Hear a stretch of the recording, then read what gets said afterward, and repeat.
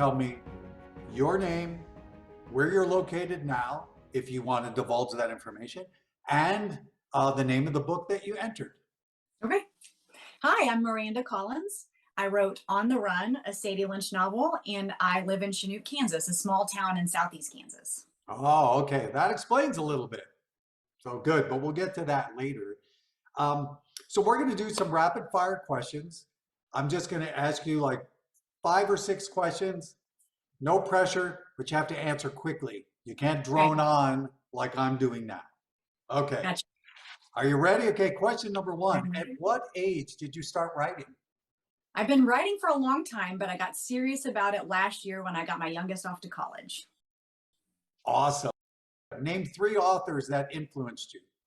Of course, the Kesslers, love the adventure, and Dean Koontz and James Patterson. Okay, heavy hitters all. What's the one grammar issue that you really have trouble with? I have to watch my adverbs. When I'm feeling tired, I'll start slipping adverbs in there, and I have to clean that up. What's your favorite line, either from the dialogue or from within the narrative from your book On the Run? Yep. My favorite line here. So Sadie doesn't know if she can trust Jared, and she maybe doesn't even necessarily know if she likes him. So he helps her after she's been banged up. She says, "Thanks," I say flatly. He laughs. "Don't choke." On what? Your gratitude. Very good, yes. You know, Dirk and Dana Kussler supply the cash prize, and everyone gets a cash prize, win or just finalist. So what are you going to spend your $500 to $1,000 on? I am so grateful for that generosity, and my intention for that money is to use it for a cover and editing for book 2 in the series. Nice. Okay. Last rapid fire, where will you place your trophy? I'm going to take it on a tour around to see my family and friends first, and then I will probably display it on my desk. Excellent. Excellent. Let me ask you this. I thoroughly enjoyed your book, and I really like Sadie. She's tough sometimes, most of the time she's tough, Mhm. but she also has a very caring side. She has a real deep affection for people, especially ones close to her.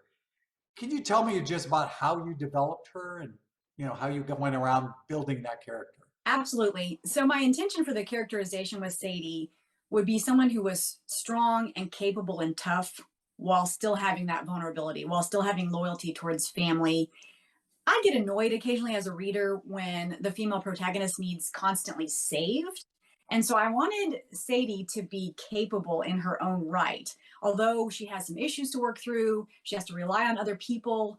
I wanted to show her capability to get through this tough situation and her ability to work with others and work through some situations she's faced in the past. And it was important to me to show her as strong, capable, and brave, even though she's overcoming some issues.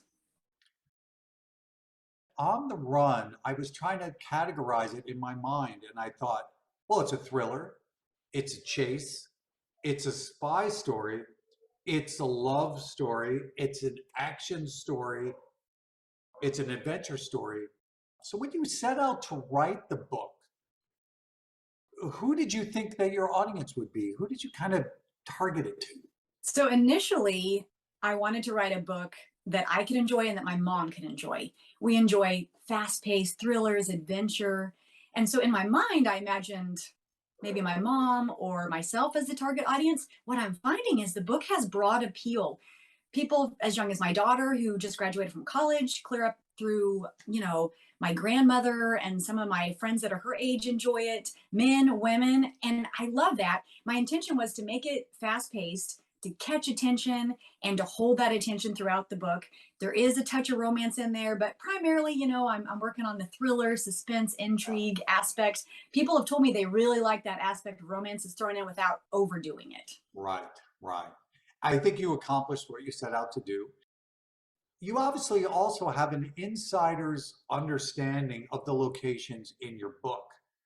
There's Midwest lake towns, there's Kansas as a whole, there's a Mhm. college campus, and those are interesting places for an adventure novel. Normally we're hanging off a cliff or someone's diving out of an airplane, but Exactly. you were able to keep that action going within this area. So Tell me about your decision to place the book in those locations and the Midwest, which normally isn't, oh, it's not like this world center of, politics and commerce. That was exactly why I placed it here, because I thought it was time for Midwesterners to see something fun and exciting happen around here. It's always an exotic locale or out on the east or the west coast or somewhere overseas. And I thought exciting things can happen in the Midwest. And because I am familiar with the area, I had imagined through some of those scenarios. And as you mentioned, a portion of the book actually takes place on a college campus.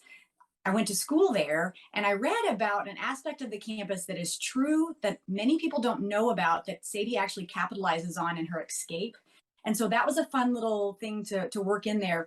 I read about it when I was a student and I put that thought in the back of my mind. Wouldn't it be fun if we could utilize this aspect of the campus Mhm. and people enjoy that? I had so many people ask about that that didn't even realize that feature exists on the campus. Yeah, that I'm not going to give anything away, but I thought, is that true? But I think there's a lot of things in this book that you reveal about the Hmm. area that is true, Yes. and I think it makes it more believable. They always say truth is stranger than fiction, and I totally believe that. I will tell you that the Midwestern aspect has been fun, and particularly places that are mentioned because they are real towns that I mentioned in there. People love that. I've gone to do signings in some of those libraries in those towns, and people love that aspect. It's so very cool that I've mentioned their town. They recognize what I'm talking about. Mhm. So that was fun. Is On the Run, I believe it's a series, is it not?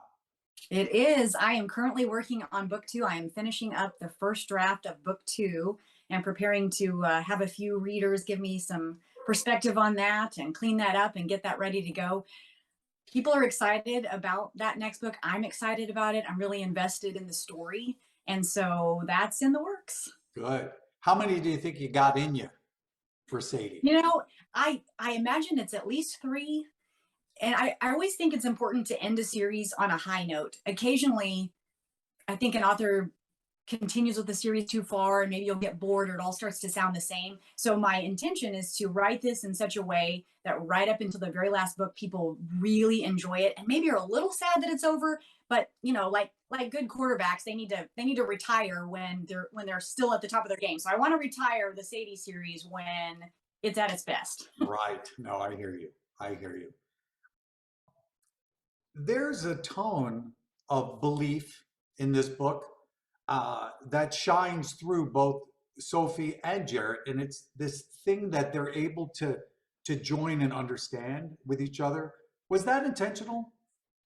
Yeah, so the reason that Jared is so important in the story, he reflects back some things to Sadie that she realizes she needs to work on. They both had some grief and some trauma in the past. Initially, she doesn't like him, she doesn't trust him, she's thrust into working with him, but over time, she starts to see some things that are reflected back to her that she thinks she needs to work on in terms of shutting herself down. She's been completely focused on her career.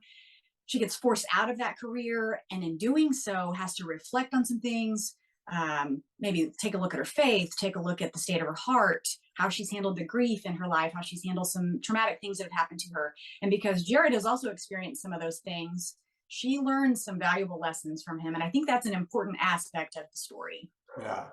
I really enjoyed that part of it. I enjoyed their relationship. I enjoyed the huge amount of action in there. Mhm. Um, and I enjoyed the villains who you don't get to see up front. You don't hear them speaking a lot. And I Mhm. think that is very mysterious. And you were able to weave together multiple aspects of action, suspense, and mystery. Like I said, did you think you had all those talents in you? I hoped I did. And when I got finished with the story and I read it, I felt good about it. And my mom was the first to read it.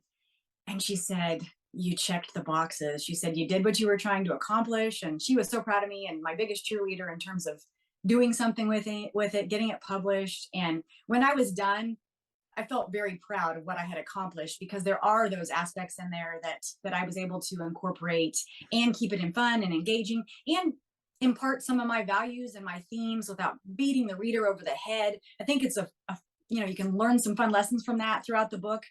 And when you're done, you're entertained, but you also get something in terms of the themes and the values. Did you dedicate this book, this project, to anyone in particular? I did, in fact, dedicate it to my mom. Oh, She is an awesome lady. We both love to read. We share books. I'll find a great series, share it with her. She finds a great series, she shares it with me. I grew up sitting on her lap while she read to us. And it's an incredible story because my mom is actually very dyslexic. She didn't learn to read until after she was out of high school, and wow. she taught herself to read. It's a labored process for her, but she loves it. So she wants engaging, fun, fast stories to work with her dyslexic brain.